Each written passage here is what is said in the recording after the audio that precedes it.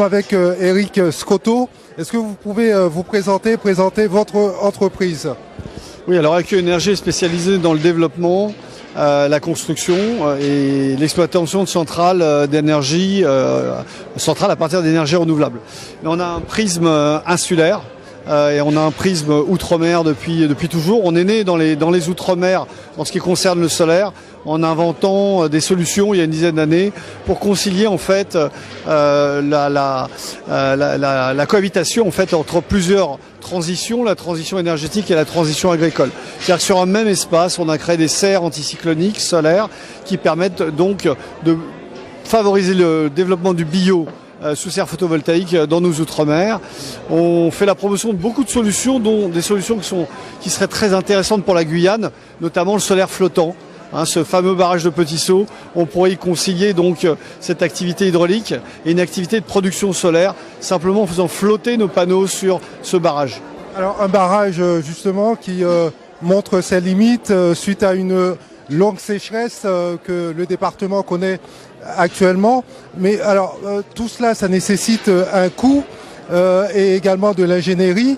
Est-ce que sur ces points-là, vous êtes suffisamment avancé pour pouvoir proposer une solution alternative? Alors absolument immédiatement. L'autre intérêt du solaire flottant, c'est d'éviter l'évaporation. Donc c'est aussi préserver le potentiel en eau sur un barrage. Donc ça, c'est une autre des activités. Maintenant, c'est une solution qui est immédiatement rentable. C'est-à-dire qu'on n'est pas en train de parler de fantasmes, de solutions qui seront mises en place dans 10 ans. C'est immédiatement. Le solaire flottant aujourd'hui est compétitif. Le coût de la génération électrique en Guyane est très nettement supérieur au coût de la génération photovoltaïque sur du solaire flottant. On a d'autres solutions pour la Guyane qui sont absolument disons, qu'on peut mettre en place immédiatement, que sont nos solutions containerisées. Ce sont des panneaux solaires en conteneur. Chaque conteneur fait 73 kg, donc on peut envoyer ça n'importe où en Guyane. D'ailleurs, on avait testé ça en Indonésie, à East Kalimantan, à Sumatra. On peut électrifier n'importe quel village de Guyane très très rapidement grâce à ces conteneurs. Alors, le barrage de Petit Saut est donc géré par EDF, comme les autres usines qui produisent de l'électricité en Guyane. Donc, ça nécessite des négociations avec cet opérateur. Où est-ce que vous en êtes? Est-ce qu'il y a eu des approches? Est-ce qu'il y a eu des échanges? Oui, il y a des échanges puisque c'est SEI qui gère le réseau en Guyane, bien entendu.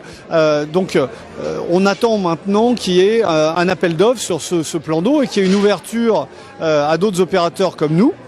Et d'autres opérateurs, c'est ce qu'on souhaite, pour pouvoir proposer ces solutions sur ce barrage. Donc je pense que tout ça va se faire en bonne intelligence et bien entendu en collaboration avec l'opérateur du réseau SEI. Merci. C'est moi qui vous remercie. La transition écologique et solidaire, parce que nous travaillons avec Jean-Baptiste Lemoyne et à la demande du Premier ministre à la réalisation d'une feuille de route des objectifs de développement durable. Parce que ça ne doit pas être les ODD, comme on dit familièrement, ça ne doit pas être des objectifs qui sont réservés aux pays en voie de développement, ou en tout cas à des pays lointains. Bien au contraire, ce sont, je crois, des objectifs que nous devons nous appliquer à nous-mêmes et qui doivent être véritablement la feuille de route de toutes nos politiques publiques. Et je suis ravie de voir, chère Annie, que tu as déjà commencé à le faire. Je vois que tu le fais avec, comme tu le disais, des faiseurs, des personnes qui sont dans l'action et qui ont cette vision-là. Et ça me réjouit. Ça me réjouit d'abord parce que, comme je le disais, je crois que l'ambition en matière de changement climatique, c'est tout simplement le réalisme. C'est être réaliste, c'est être objectif, c'est être ambitieux, centré sur l'action. Et ça, je crois que c'est absolument essentiel. Et autre chose aussi qui me semble très important dans ce qui est fait ici, peut-être un point sur la méthode. La méthode, d'abord, la cohérence. Le président de la République en a parlé.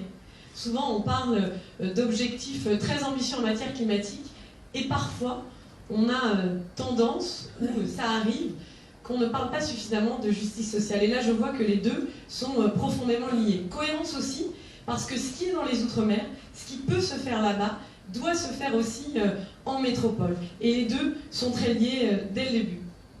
Importance aussi de la méthode avec des points d'étape.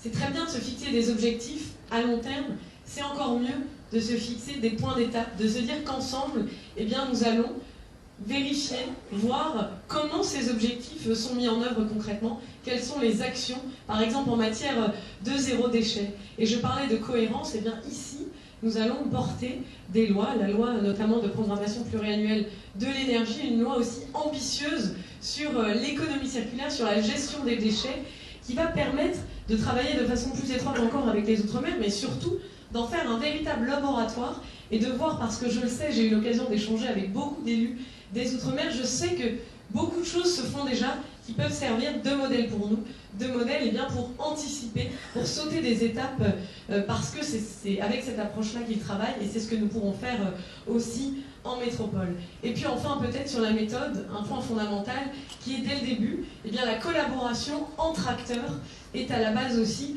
de l'approche que vous adoptez, et ça me semble essentiel. Ça me semble essentiel, et je vais citer qu'un exemple par exemple, sur la question cruciale de la biodiversité, parce qu'en France, on parle beaucoup, bien sûr, de préservation de la nature. Il y a le congrès de l'IUCN qui va arriver en juin 2020. Nous voulons que la France soit à l'avant-garde de la préservation de la biodiversité, surtout avec la COP 15 qui va avoir lieu en Chine, qui est une COP qui va être aussi importante que la COP 21, cette COP sur le climat, dont la France a été véritablement la cheville ouvrière. Et il y a un enjeu de même dimension avec la COP 15 en Chine. Et les Outre-mer peuvent être à l'avant-garde.